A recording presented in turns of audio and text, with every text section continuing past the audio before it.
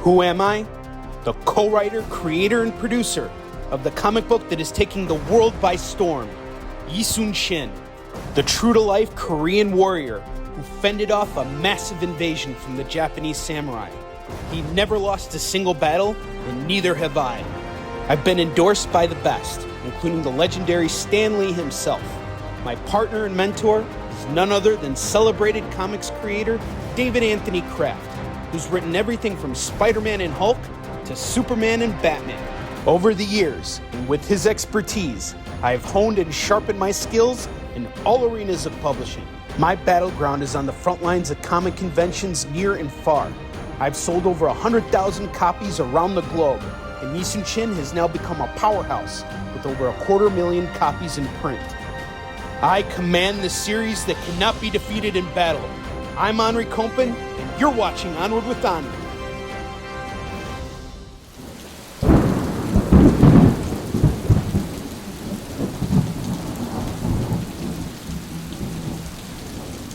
Welcome back, Victory Seekers. This episode has been a long time coming, and it is great to be back with you. Much has changed since my last convention, so I think it's finally time to bring you all up to speed. This episode is dedicated to helping you navigate the inevitable return to convention life, which I hope will prepare and inspire you as our world gradually starts to open back up. But first we need to do a recap. Flashback to March 2020. Like many of us, I had no idea that C2E2 was going to be my last convention. Rumors were spreading that shows were on the verge of being canceled. I thought nothing of it and simply shrugged it off. But then it actually started happening. Right after C2E2, Emerald City Comic Con had announced the show would not be happening after a few major vendors suddenly pulled out of the event. Despite this, the staff of Emerald City assured me that everything was moving forward as planned, and so I did what I always do and shipped out books. The day after all those books went out, the event was canceled, and I was out $500. And not long after that, all of the conventions I had lined up for the next 6 months were canceled. I had big plans for 2020, and I needed the money badly. I had worked very hard to build up the foundation for my small business, and right as I was getting ready to make greater strides, I got sidelined by a crisis that was beyond our control. And then the whole world went dark. The effects of the COVID-19 pandemic hit us all, and we're still not out of the woods yet. And then another gut punch came. I was told that my work was not essential. I honestly didn't know how to take that at first, but I can definitely tell you that I felt really out of place. It was as though all the connections I made with fans over the years suddenly didn't matter anymore. All the work I did was for nothing. Naturally, I tried migrating my platform to the internet, but there wasn't any way for me to reach new people as rapidly as I could at conventions. Part of what worked so effectively with Yisun Shin is that I was always engaging new customers. Little did I realize that this was also what was holding me back this entire time. In the moment, though, nothing I did seemed to really matter anymore. I was stuck in a state of purgatory, and as the world got darker, I felt powerless, and that made me angry. Nothing I did felt right. All I wanted to do was just get back out on the front lines of Comic-Con and keep slinging books. The year dragged on, and then there was a glimmer of hope. In mid-July, a convention was set to be held in Tampa, Florida. I purchased a table without any hesitation and started getting myself prepared, and about 2 weeks before the convention was supposed to happen, it was canceled due to a surge of cases in Florida. I knew this was coming, so at this point I wasn't surprised. I won't lie though, I was really let down, but I wasn't going to let this news beat me. With nothing else to do, I decided to turn to the one thing I knew would help guide me, reading comics. I also began putting my efforts into creating a new comic book series, which is still in development. Despite all this, I look back on this period fondly because it gave me a chance to remember why I love this field so much. I discovered so many great titles and had the honor of interviewing a lot of creators that worked on them. I learned a great deal and began to see that there were many areas where I could improve and maximize the time I spent at conventions. In the moment, shows weren't happening, and something in my life was sorely missing. I still wasn't where I felt I was supposed to be. I wanted to engage people, but I had no idea how. I wanted to sell Yisun Shin. I wanted Comic-Con to return. I wanted all the madness to go away. Then one morning in September, I woke up and decided that I was done waiting for comic conventions to return, and decided to use live broadcasts to start letting people know that I was around and that they could buy Yisun Shin. I recreated my convention setup in my basement and aired the very first episode of my live sales show. I sold nothing that first episode, but a few hours later I got a few internet orders. Whether or not it was a result of the live sales didn't matter.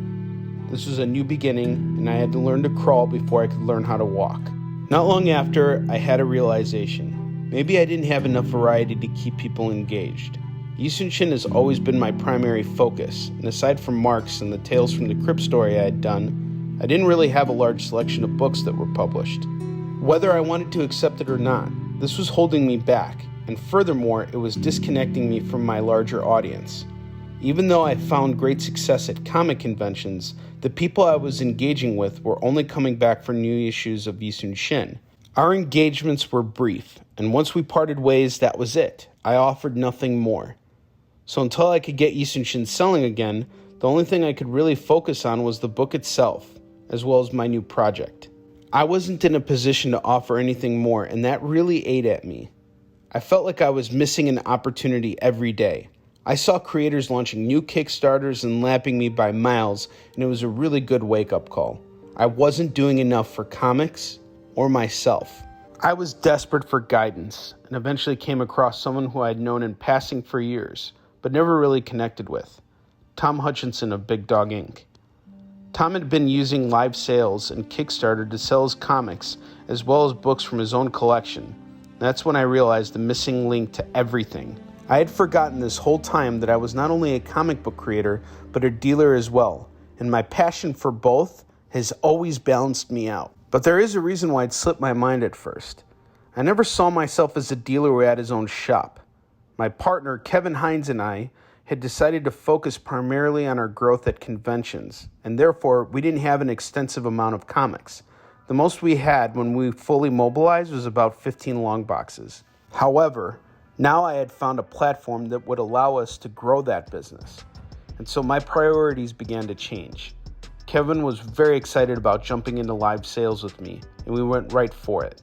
It was tough at first, because we were barely moving anything and had a lot to learn. In fact, we're still learning. That's the thing about live sales. You learn by doing.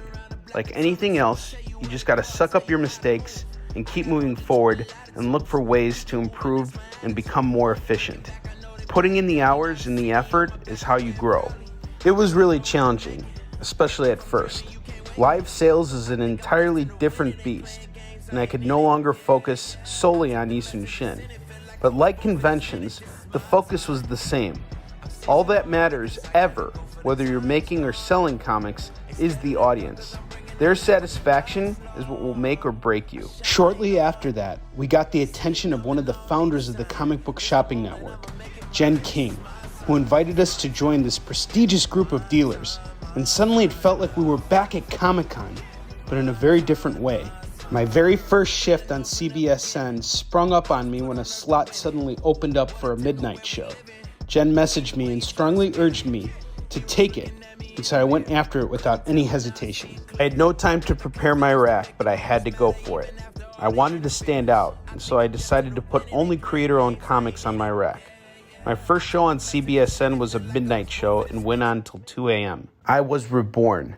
I started doing a ton of shows and picked up late night slots left and right until I realized that I needed more inventory.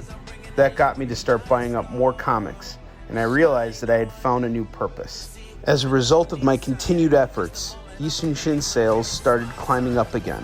I was so sure at the beginning of 2020 that my dealer outfit, Hunter Killer Collectibles, was done for. Little did I realize that it was the effects of the pandemic that would save it and allow me to build stronger relationships with my patrons, something that I've unintentionally neglected to do for the last 10 years. I had hope again. I was working again. I was busier than I'd ever been in my life. Dealing in live sales requires quick adaptation. Nothing is ever in your control. The same is true of conventions. Working at this capacity has given me a much greater appreciation for what store owners have to contend with on a daily basis. Sometimes the best way to learn is by simply doing it. When you fall flat on your face, pick yourself up gracefully and try again.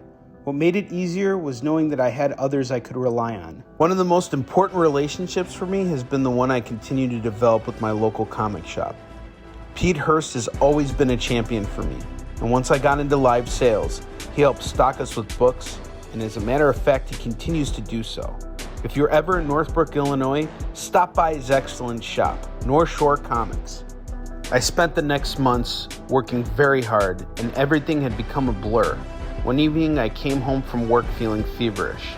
A week later, I was diagnosed with COVID. I had no idea how I got it or why, but I was now face to face with it, and fortunately, my symptoms were very mild. I decided to jump off my live sales shows for about 2 weeks so I could rest up and reorganize my collection. I'll never forget the phone call I got one morning from one of my biggest patrons. He told me about a circuit of small conventions happening in the Midwest called QuadCon. Now, it wasn't lost on me that small shows were happening, but I never knew where or when, and many of them were too far away from me, so the trek was never really worthwhile. So when I heard that a show was happening less than 2 hours away from me, I had to be a part of it. The moment I had been waiting for was finally here, and I was ready to take everything I had learned over the last year and put it into practice. So now that we're all caught up to speed, it's time to show you guys how this con went down and what you can expect to see happen when you attend your first convention, either as a fan or as an exhibitor. Getting ready for this show, I planned to try something different. I brought a hefty load of books with me with the intent to sell them all. There was no way it was going to happen, but that wasn't my goal. My primary goal is to secure funding and start making money on the books I reprinted back in 2019. My secondary goal is to get more people to start hanging out with us when Kevin and I do our live shows. The week leading up to QuadCon was really busy. I had to get a lot of things together in a short period of time, and when I finally got there, I couldn't believe that I had made it. There was a moment that I thought the world was ending, and yet here I was, still standing and ready to fight for my series. Moments later, I made my first sale, and I remembered how much I missed this. I was finally back where I needed to be. Now, before we go on, I should point out that this wasn't your typical convention setup. It took place in a defunct department store in a shopping mall. So if you've ever been to your local grocery store, Target, or Walmart during the pandemic, then there was about the same amount of foot traffic, which is perfect for where we are currently. When people think of Comic-Con, they typically imagine an event with at least 80 to 100,000 people. That's probably not going to happen until the later part of the year, so be ready. The flow of traffic felt consistent, and I was just happy to be working again. Enough for me to have someone new to pitch consistently throughout the day. That's all I asked for. We were all required to have hand sanitizer on our tables and wear masks, and we all abided by these rules. There was a time when my only focus at a convention was to sell out. But how far was that going to take me now? Going into this battle, I had a much greater desire to stay connected with my patrons. The show ended up being spectacular. Euston sold over 500 books, and though we didn't sell out, we made connections that I will work harder to make stronger. I am no longer the same person I was prior to COVID, and my goals to grow have become more refined. It won't take long for me to bounce back, and now that I have defined my identity as both a creator and dealer, I have proven that I can adapt, and therefore, I can survive. Comic-Con is slowly starting to come back, and I want to help you understand the playing field. If any of you have questions, just leave them in the comments, and I'll respond to them promptly. See you all on the front lines, and until that time comes, onward to victory!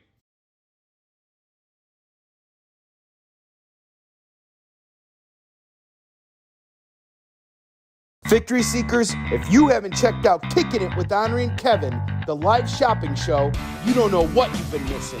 You simply can't afford to miss the show that brings the fun of Comic-Con right to your screen and the comics themselves conveniently to your front door.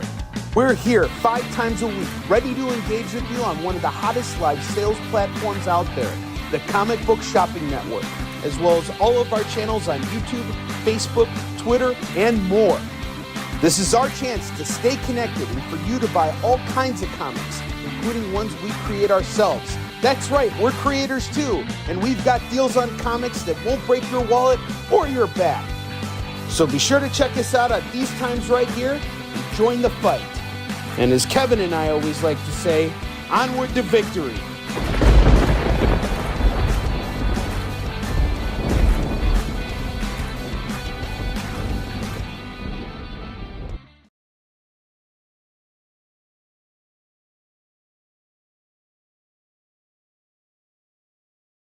Today's comics market is ripe with new titles by creators who are determined to get their books into your hands. My name is Henri Kompan.